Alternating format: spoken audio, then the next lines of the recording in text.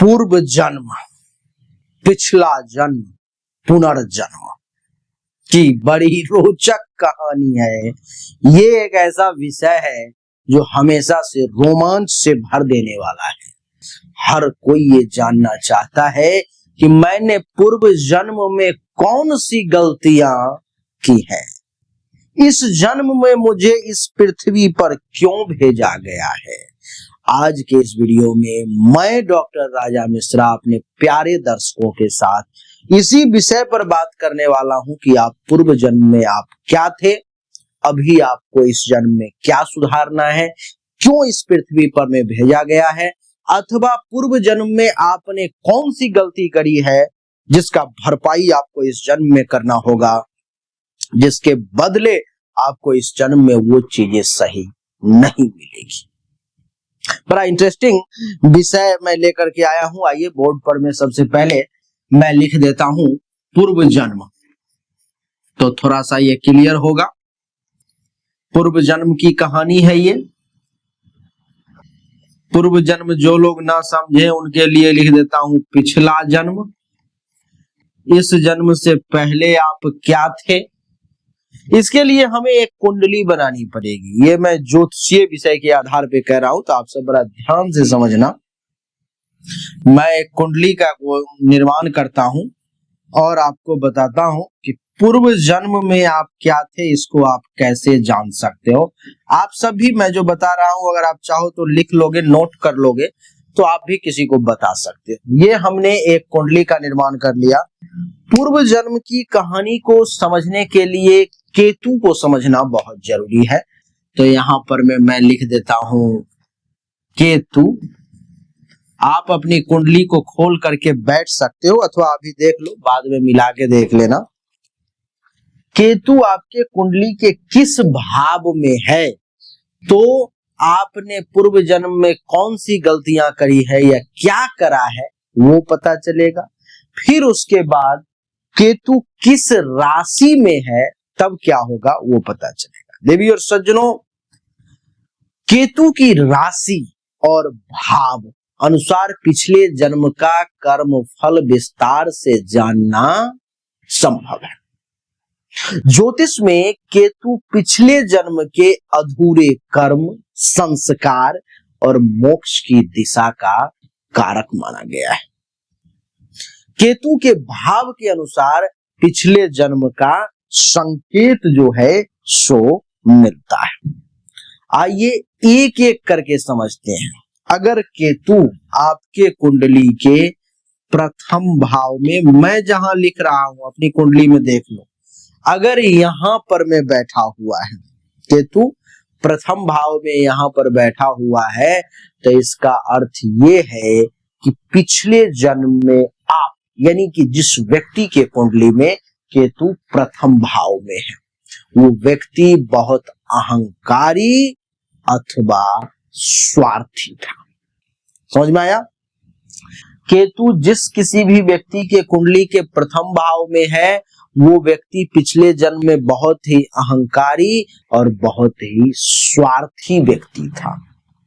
इस जन्म में उसको क्या करना है, क्यों भेजा गया है, तो इस जन्म में उसे आत्म संतुलन और विनम्रता सीखने के लिए भेजा गया है।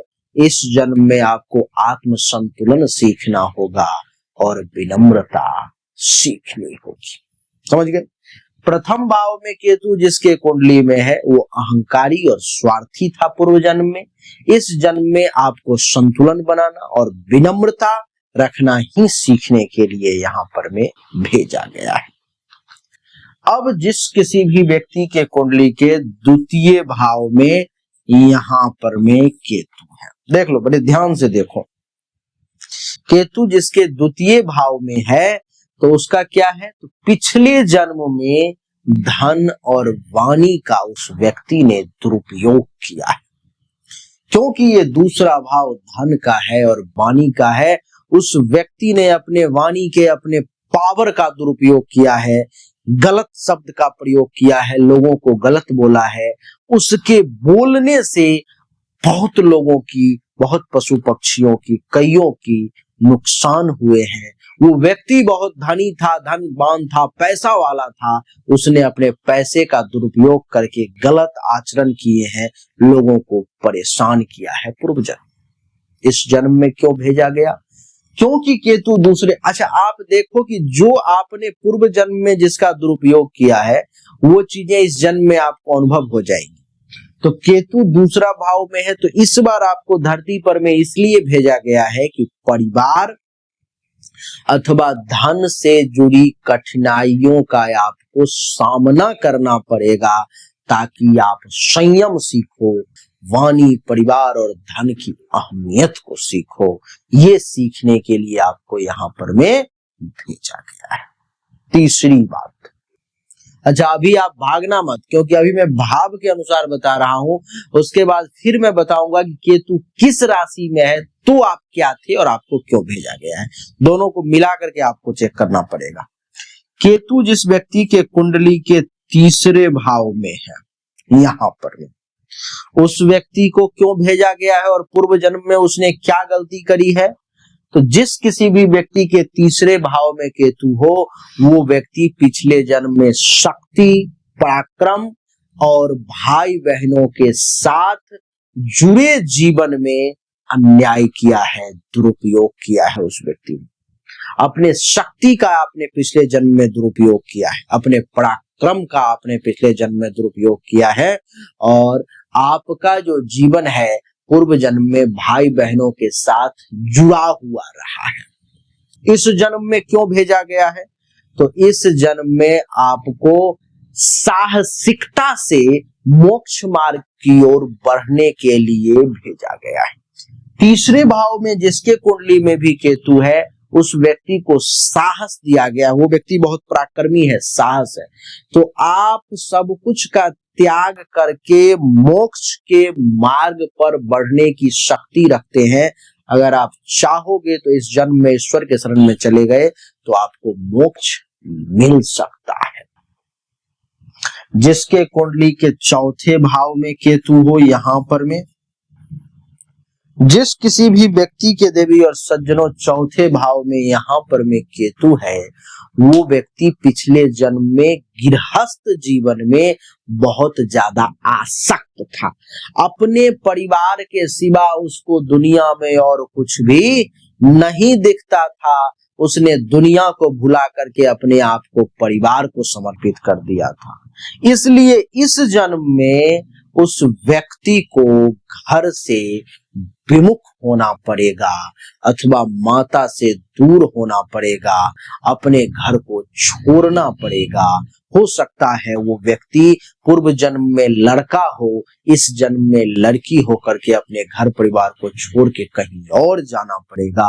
हो सकता है आप इस जन्म में भी वही लड़का या लड़की ही हो जाए, फिर भी आपको अपने परिवार से, घर से दूर होना पड़ेगा। आइए, केतु जिस किसी भी व्यक्ति के कुंडली के पंचम भाव में हो, यहाँ पर में पंचम भाव में केतु का बैठना ये दर्शाता है कि पिछले जन्म में विद्या या संतान से जुड़े कर्म अधूरे रहे हैं आपके। ठीक है, विद्या और संतान से जुड़े कर्म जो है सो अधूरे रहे हैं। विद्या का जो सही उपयोग करना चाहिए आपने नहीं किया, संतान का जो सही प्रयोग करना चाहिए आपने नहीं किया, आपने उस कर्म को अधूरा छोड़ दिया। इसलिए इस जन्म में संतान सुख में बाधा का योग है आपको, और शिक्षा का सही प्रयोग करके इस समय में भी आप लाभ ले पाओ, उसका फायदा उठा पाओ, अथवा शिक्षा के पूरा करने में भी कठिनाई का सामना आपको करना पड़ सकता है। जिस किसी भी व्यक्ति के कुंडली के छठे भाव में केतु हो, क्या छठे भाव में केतु हो, तो छठा भाव का केतु देवी और सज्जनों ये दर्शाता है कि पिछले जन्म में शत्रुता, रोग या सेवा से जुड़ा हुआ आपने कर्म किया है, दुश्मनी आपने जम कर करी है, आप रोग से जुड़े हुए व्यक्ति रहे हैं, रोग को ठीक करने की क्षमता रखते हुए भी आपने ठीक नहीं किया लोगों को, सेवा कार्य आपने किया लेकिन उसका भी आपने गलत प्रयोग किया है। तो इस जन्म में संघर्ष पहले करना पड़ेगा, आप तब विजय मिलेगी। और सेवा के महत्व को इस समय में आपको समझना होगा। इस जन्म में आप सेवा के महत्व को समझ पाएंगे। जिस व्यक्ति के कुंडली के सप्तम भाव में केतु है, जिसके सप्तम भाव में देवी और सज्जनों केतु है, वो पिछले जन्म में दाम्पत्य जीवन या संबंधों में उसने गलतियां की, काफी गलती की है। पति पत्नी के संबंध को उसने सही तरीके से नहीं निभाया है। इसलिए इस जन्म में विवाह या पार्टनरशिप में कठिनाई आएगी, लेकिन वो सीख देने हेतु आएगी। इस जन्म में आपका वैवाहिक जीवन बहुत अच्छा, जिसको सुपर क्लास का कहते हैं, वो नहीं रहेगा। जिस व्यक्ति के कुंडली के अष्टम भाव में केतु, ठीक है, अष्टम भाव में जिसका केतु होता है, वो पिछले जन्म में गुप्त विद्या, तंत्र मंत्र या शोध में गहराई से जुड़ा हुआ जीवन होता है उसका। वो व्यक्ति एक बड़ा तांत्रिक होता है, गुप्त विद्या को जानने वाला होता है, रिसर्चर होता है। इस जन्म में रहस्यमय प्रवृत्ति रहेगी उसकी, और अचानक उतार चढ़ाव जीवन में ज्यादा देखना पड़ेगा। जिसके कुंडली के नवम भाव में केतु हो, उसका क्या देवी और सज्जनों, नवम भाव में जिसका केतु है, पिछले जन्म में धर्म, यात्रा या गुरु से संबंधित आपके कर्म अधूरे रह गए हैं। इसलिए इस जन्म में भाग्य की परीक्षा और सच्चे गुरु की खोज करनी होगी आपको। जिस व्यक्ति के कुंडली के दसम भाव में केतु है, बड़े ध्यान से समझो, बहुत गूढ़ विषय बता रहा हूं। पिछले जन्म में कर्म या कार्य क्षेत्र में आपने अन्याय किया है, तो इस जन्म में कैरियर में बाधाएं आएंगी, और जब तक सही दिशा आप नहीं पकड़ लेंगे तब तक वो बाधा चलती रहेगी। जिसके कुंडली के एकादश भाव में केतु बैठा हुआ है, उसका क्या होगा? पिछले जन्म में लोभ, मित्रों का दुरुपयोग और धन की लालसा आपको ज्यादा रही है।